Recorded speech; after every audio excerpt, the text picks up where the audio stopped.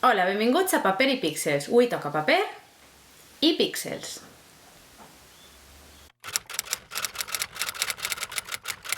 Vaig tenir l'oportunitat d'assistir a un moment molt especial a nivell literari i personal perquè vaig assistir a la vetllada amb Neil Gaiman als teatres del Canal de Madrid. Quan em vaig enterar que Neil Gaiman, que és un dels meus autors preferits de fa molts anys, venia a Espanya després de més d'una dècada, vaig decidir que no podia perdre l'oportunitat i de totes havia d'intentar anar allà on ell estiguera.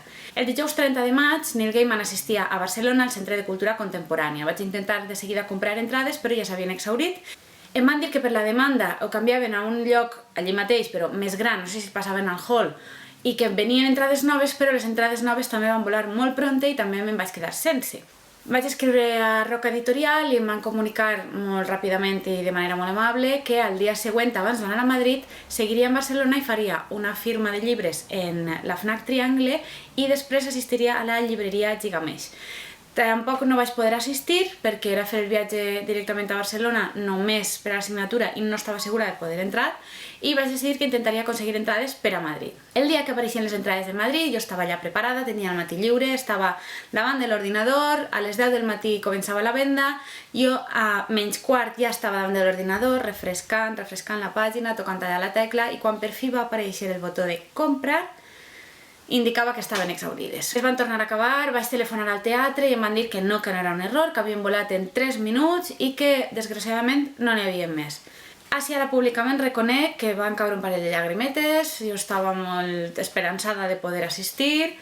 Després em van dir també des de l'editorial que el British Council s'havia quedat amb algunes entrades i que les anaven a sortejar. Vaig participar en el sorteig, vaig participar també en sortejos d'altres llibreries i altres llocs on també s'havien quedat algunes entrades per a sortejar, tampoc no hi hagué sort, però coses de la vida, un parell de dies abans, una persona molt especial i a qui mai no estaré suficientment agraïda, em va dir que no podia assistir i que em cedia 2 entrades. En aquell moment, un parell de llagrimetes tornaren a caure, però esta vegada era d'alegria, jo estava exultant, estava nerviosa, estava emocionadíssima, i el meu home em va dir que em podia acompanyar. Vaig planificar tot el viatge pensant que assistiríem a la vetllada amb Neil Gaiman i el dia següent aniríem a la Fira del Llibre per a que ens firmara un parell d'exemplars i que faríem la cua i estaríem 2 dies. Però, gràcies una altra vegada al cap de premsa de l'editorial, que em va comunicar que no, que al mateix acte hi havia venda i signatura de llibres, per tant, no calia anar 2 dies de viatge perquè el primer dia ho podíem tindre tot.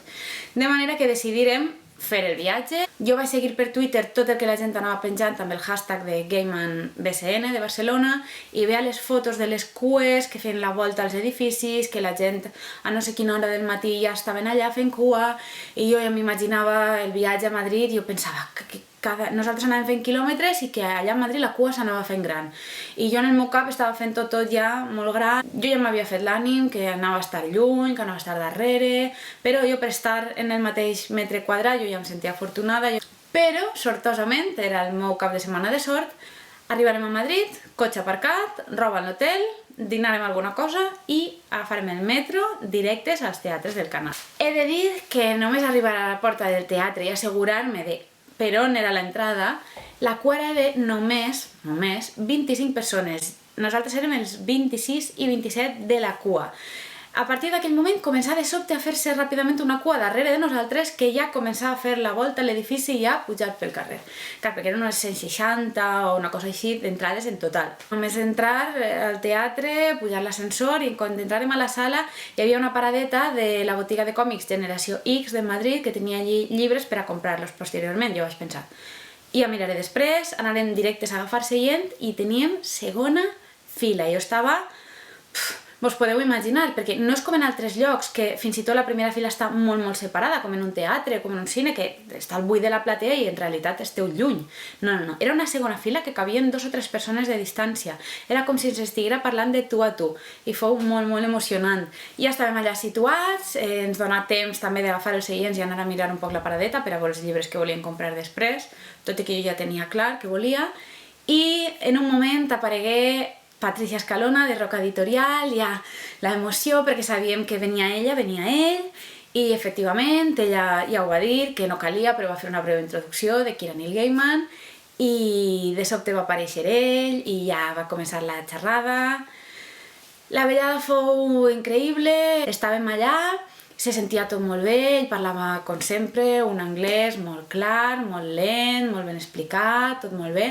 No va caldre. De tota manera, el teatre tenia a disposició de la gent un àudio de traducció simultània. Ell s'explica molt bé, sempre conta coses molt interessants, es nota que és una persona amb el cap molt ben moblat. Comença explicant-nos que venia de Síria, d'un camp de refugiats on havia anat en representació de les Nacions Unides. Jo ja ho sabia perquè ja m'havia llegit prèviament l'article del Guardian on ell ho havia escrit tot. Després ja passaren un poc a parlar-nos de les dues novetats editorials de Roca, que eren L'oceà al final del camí i El galàctic, piràtic i alienígena viatge del meu pare, que és infantil, tenim un adult i un infantil. Hi ha anècdotes, explicar la seva adaptació radiofònica de Neverwhere, l'origen de cadascun d'estos llibres, parlar de llibres anteriors. La veritat és que estigui molt bé. Estava com a fan d'ell, com a lectora que m'agrada tot el que ha escrit, per això és un dels meus autors preferits, perquè m'agrada tot el que ha tocat, però a banda estava com a escriptora que vull ser, estava desitjant dir-li hola, simplement, dir-li que m'encanta el seu treball. Jo vaig comprar El galàctic, piràtic i alienígena viatge del meu pare per a la meva filla d'1 any, i me'l va dedicar, i per a mi portava el meu clàssic de American Gods, l'edició completa preferida de l'autor. Mentre intentava fer una frase coherent i dir-li que m'agrada molt tota la seva obra i que jo volia ser escriptora més que res en el món, tingué l'amabilitat de dir-me que a banda de la firma m'havia escrit un missatge. I així el teniu, allà soc jo, Neil Gaiman, i així em posa Believe and Write. Creu i escriu. Escriu molt subratllat, hi ha moltes exclamacions, perquè com ell ja ha dit en altres ocasions, els escriptors escriuen. El que cal és posar-s'hi. Si les paraules es queden al cap i no van al paper, no les has escrites, i si no les escrius no eres escriptor. Per tant, està molt bé dir jo vull ser això, tinc moltes idees, però el que cal és escriure i posar una paraula, i a continuació la següent, i la següent, i la següent, fins que estiguen totes. Després ja tindrem un esborrany sobre el qual treballar, però el primer que cal és escriure les coses. Jo en aquell moment, quan vaig veure la dedicatòria, em vaig emocionar moltíssim, i en aquell moment, agafeu aire, passar això. Hold on. So there is your message from me. You want to be a writer. That is what you have to do. Thank you so much. Go for it. You're welcome, and you'll be a very good writer. Just do it. Em va animar molt. Ja de camí a casa li vaig fer cas i vaig començar un conte breu i una novel·la, entre les 3 que ja tinc encetades. I fou tot molt emocionant, a mi m'encanta, ho sent molt per la gent que no pugui assistir, jo entenc, però per favor, si teniu l'oportunitat, consigueu de qui puga, aneu a Londres, aneu a París, on ell estiga, no espereu 10 anys. És una persona que val molt la pena escoltar-la, el que diu, com ho diu. També espero que ara s'agafi un temps fora d'entrevistes i de tours i dels mitjans, perquè vull que es tanqui a escriure, perquè vull una altra obra seva. Ens parla un poc de L'oceà al final del camí. Jo el tinc en anglès en l'edició digital, tinc a 6 píxels, perquè me'l vaig comprar només va eixir, no em vaig esperar que apareguera la traducció, i tenia pendent l'altra novetat, que era el llibre infantil, aquell és adult, este és infantil, El galàctic, piràtic i alienígena viatge del meu pare. És un títol, com diu ell, molt llarg i ple de spoilers, però va reconèixer que li havia agradat, perquè, com m'explicava Patricia Escalona, així sonava molt malament la traducció literal del títol, que és Fortunately the Milk, perquè així això de la llet sonava malament per a la coberta d'un conte infantil, però el vaig començar a llegir només arribarem a la nit a l'hotel i he de dir que sí, que és la llet. És molt divertit, és com tot el que toca Neil Gaiman, té moltíssima imaginació, qualsevol cosa que pugueu pensar, passa. A moments és absurda, delirant, surrealista, fantàstica, imaginativa, és molt divertida, passa ràpid d'una cosa a l'altra, l'acció no decau. Ara no entraré en detalls, faré un pròxim vídeo de vídeo-ressenya completa quan me l'acabe de llegir. Tractaré tot el que puga, des d'edició, traducció, contingut, trama, personatges, tot el que puga, i avise que si és completa apareixeran probablement molts spoilers i moltes coses de l'argument, de manera que, per favor, jo avisaré, com sempre, en el títol del vídeo, llegiu-la abans.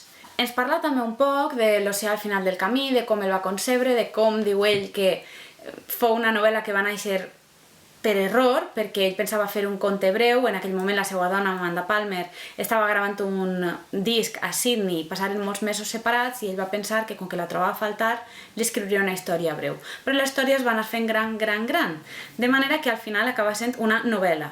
Quan Amanda se'n va anar als Estats Units per allà remesclar l'àlbum i allà es van trobar, ell ja va començar a passar a net totes les notes que tenia, ja va començar a escriure a l'ordinador. Cada nit li llegia un fragment, ella es quedava dormida sentint-lo i al matí següent li deia «Quina és l'última cosa que recordes?» Ella li explicava i a partir d'ahí reprenien. És un dels llibres que té més part personal seva, continua havent moltíssima ficció, però li costa més perquè no tot és ficció.